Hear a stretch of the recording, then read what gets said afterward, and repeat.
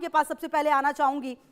ये जो कोर्ट की टिप्पणी सामने आई है, ये कानून बनाम पर्सनल लॉ पर सवाल है, क्योंकि सीधा सीधा इलाहाबाद हाईकोर्ट ने कह दिया है कुछ नहीं चलेगा, कानून से ऊपर कुछ भी नहीं है। इस पूरे फैसले को आप कैसे देख रही हैं? मतलब जो कहा गया है कोर्ट की तरफ से, उसको कैसे देख रही हैं? खुशबू जी, वंदे मातरम, जय मां काली। मैं तो बहुत ही खूबसूरत अंदाज में देख रही हूँ और इसीलिए आज से नहीं, तकरीबन 7 साल से मैं यूसीसी के बारे में बात कर रही हूँ कि अलग अलग राज्यों में नहीं बल्कि पूरे देश में यूनिफॉर्म सिविल कोड, जो हमारे भारत के संविधान का आर्टिकल 44 है, उसको इम्प्लीमेंट कर देना चाहिए। नहीं तो ये जो असामाजिक तत्व हैं, ये जो असंवैधानिक लोग हैं, ये अपनी अपनी मनमानी किसी ना किसी तरीके से चलाते रहेंगे और कोर्ट को भी परेशान करते रहेंगे, देश के और अलग अलग राज्यों के लॉ एंड ऑर्डर को परेशान करते रहेंगे। अब आप सोचिए कि साफ तरीके से प्रोहाइबिशन ऑफ चाइल्ड मैरिज एक्ट 2006, इसमें साफ तरीके से लिखा हुआ है कि भाई, आप जब तक लड़की मैच्योर ना हो जाए, वोट देने के काबिल ना हो जाए, आप तो शादी नहीं कर सकते। लेकिन हम हमारी विडंबना देखिए, मेरी तो नजर झुक जाती है क्योंकि मैं प्रैक्टिसिंग मुस्लिम हूँ।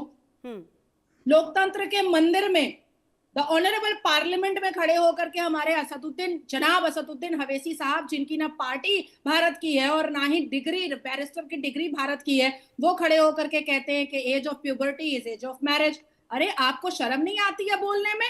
अरे 1450 साल पहले जो हुआ, भी फिर विवाद हो जाएगा जब मैं बोलूंगी। 1450 साल पहले जो हुआ वो अब तुम चलाने की कोशिश करते रहोगे 21वीं सदी में, तो वो तो चलेगा नहीं ना।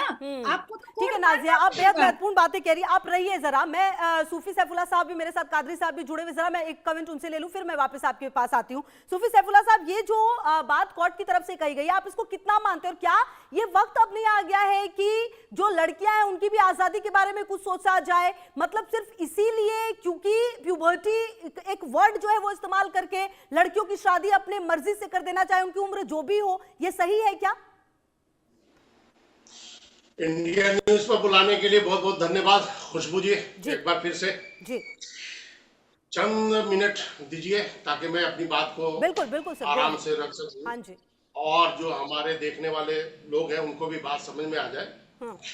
सबसे पहले तो मैं ये कहना चाहूंगा मैम कि इस बहस को मजहब बनाम कानून मत बनाइए, बल्कि बच्चों और बच्चियों की सुरक्षा और इंसाफ के नजरिए से देखिए, पहली बात।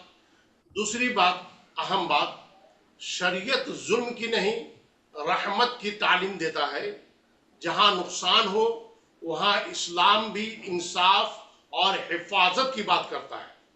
तीसरी बात, निकाह और रुखसती को एक बताना इस्लामी फिक़ह की पूरी तस्वीर पेश करना नहीं है। निकाह एक अलग है, उसके बाद रुखसती जो होती है वो अलग है।